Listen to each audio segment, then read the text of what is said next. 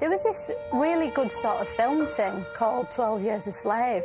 I wasn't sure I'd understand it because I haven't seen 1 Years a Slave or 2 Years a Slave or any of the others, but turns out that didn't matter because I didn't understand it anyway. The main bloke in it was a violinist, right? And he was really good at violinism, like Nigel Kennedy. But unlike Nigel Kennedy, he ran off to join a circus and accidentally joined a farm instead. Not just any farm, but like the harshest farm ever. They all had to collect like bits of cloud that had got stuck on trees, which sounds like a really nice job from a fairy book, but actually looked quite knackering.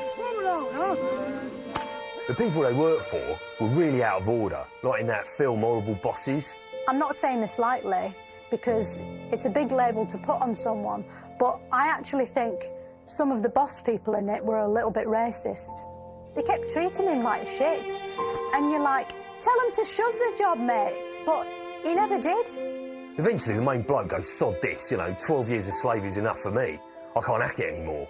It was good they made it, but they didn't really need to because they don't have racism in America anymore. When they voted for Obama, they sorted all of that out, drew a line under it. These days, America's changed and black people can be whatever they want to be, as long as it's either president or shot. There was this Australian man called Rolf Harris who'd come over to Britain years ago and hung around for ages like Australians do, working as a sort of odd job man for the entertainment industry. He was an other people entertainer, in that you always assumed other people found him entertaining, when actually he wasn't. Anyway, he was sort of quite popular until this year, when it turned out that as well as doing his entertainment, he was a criminal. He'd committed all these terrible crimes years ago and then escaped from the past and tried to get away with it by hiding in now, but luckily they caught him. Police have searched the home of Sir Cliff Richard. The BBC tried to do this new kind of celebrity reality show, Cross with the Bill. What they did was they started searching famous people's houses on TV, people who hadn't been arrested or charged with anything. They had all cameras outside and they flew over in a helicopter so you could tell what a building looks like from the air when there's police inside it that you can't see. It was sort of like Extreme Through the Keyhole, where instead of thinking, who would live in a house like this, you were thinking, how the hell is this allowed to happen? Which is an interesting new spin on it. After it went out, the reviews were terrible, like people said it was worse than Tumble, and they got loads of complaints. I don't think it'll get another series, to be honest. Usually politics is really boring, but this year it got more interesting because it had Russell Brand in it. It was good because when politicians talk, they use all this boring language normal people don't use, that you can't understand. But he cut through all that by talking in Victorian. And the phrase that these women have come up with, social housing, not social cleansing, is incredibly germane, incredibly apposite. He's like a sort of cross between Jesus and Rise of the Planet of the Apes. He said how rich people like him were shit and we shouldn't listen to him, so I didn't know whether to listen to him or not, but he was fucking everywhere, so it was really hard not to. Then he brought out a book called Revolution about how unfair everything is, and so you'd know he meant it. He pulled a serious face on the front. It was about how catapultism is naughty and how we could build a better world if we were nice to each other instead of spending all our time thinking about coins. Energy companies are subsidised by our taxes while renewable energies are ignored. I know you can't support that system, Evan. He'd talk about how the status quo keeps the working classes enslaved, which I found sort of boring compared to the stuff he used to do about putting his dinkle into granddaughters. What he's saying might actually be stupid, but it's hard to tell because he says it with clever words. We don't want pedagogic figures coming in and didactically shouting at us. So the only people who can actually tell if he's stupid are clever themselves, and they think everyone's stupid compared to them anyway. Basically, the only way to find out if he's clever or stupid will be to do everything he says and see if society totally collapses and hundreds of thousands of people die. There was this comet which lived miles away in space, and these scientists were trying to land a probe on it so they could find out more about it, like what it was made of and if the weather was nice there, that sort of thing. The science people are all in their control house looking at computers, and then when it landed they were really happy, which was lovely to see. It's landed! It's landed! Then the probe sent back these sort of selfies, which everyone said were amazing, even though they were in black and white. It was all just rocks, like no trees or waterfalls or even like, I don't know, a horse by a pond in the background. Anyway, the news coverage was really great, totally comprehensive.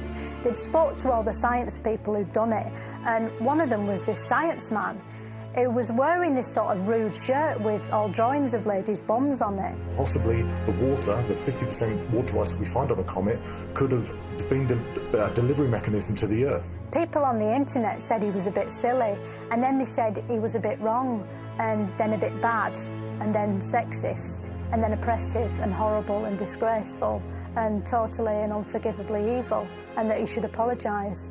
And so the next day he did. The shirt I wore this week, I made a big mistake and I offended many people, and I'm very sorry about this. It was sad to watch the way it looked on the news. Normally when people the internet doesn't like issue an apology, they're still not forgiven, because the internet's sort of like a killing machine. It can't forgive. But this bloke cried, and when he cried everyone felt sorry for him again, so things calmed down and went back to normal. And then there was someone else to hate, so we did that. Can't remember who that was. Could have been anyone. Well, that's about all we've got time for. As you've probably noticed, it's been quite a challenging year, one containing an ever-growing sense of dread. There's been plenty of reasons to be fearful in 2014, but hey, let's not make a song and dance about it. No, actually, let's. An ever-growing sense of dread. An ever-growing sense of dread.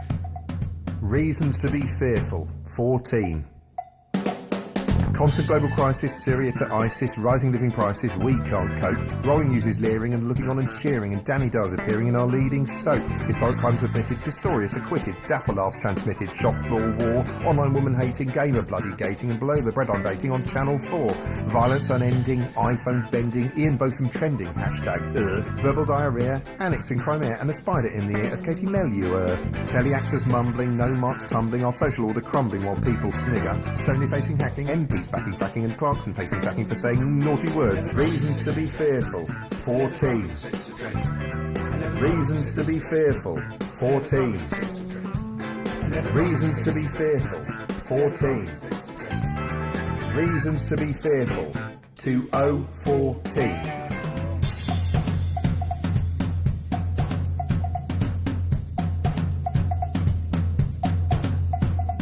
Reasons to be fearful, 14.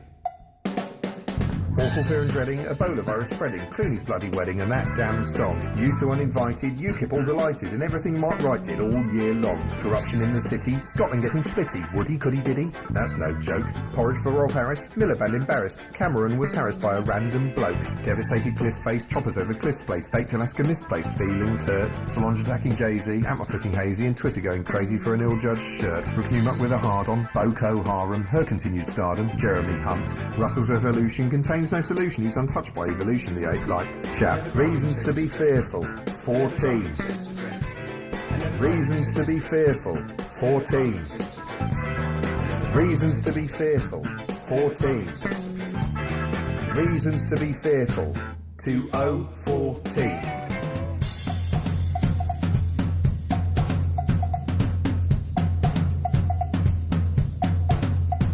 Yes, yes, dear, dear, but hey, next year, perhaps things might get better. I'll prepare that case.